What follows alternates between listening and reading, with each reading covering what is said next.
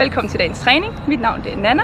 I dag skal jeg vise dig, hvordan du kan lave forskellige udstrækningsøvelser til at træne din smidighed. Vi starter med en sideværs bøjning, hvor vi tager vores ene arm, strækker hen over kroppen og fører den ud til siden. Så kan du mærke, at der kommer et stræk her langs ribbenene. Og det stræk kan du holde i cirka 30 sekunder.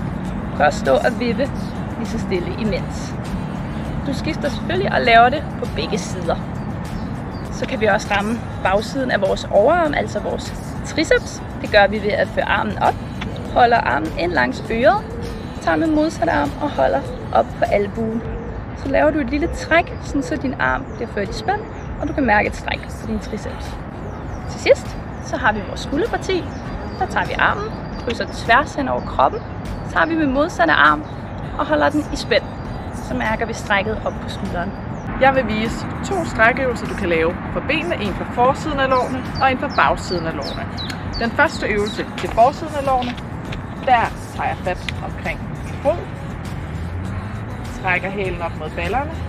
Så skal du tænke på ikke at sveje ryggen, men i stedet for presse hofterne lidt fremad og øve dig i at holde balancen. Hold strækket i cirka 30 sekunder, inden du skifter til modsatte ben.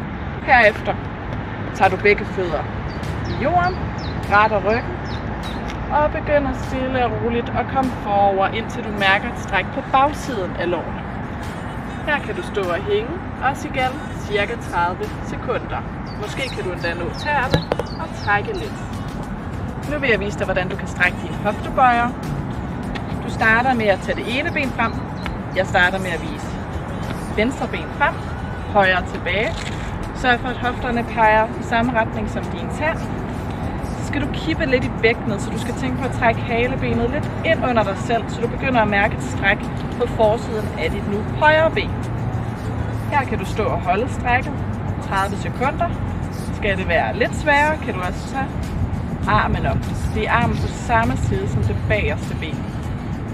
Man kan også stå og vippe en lille smule.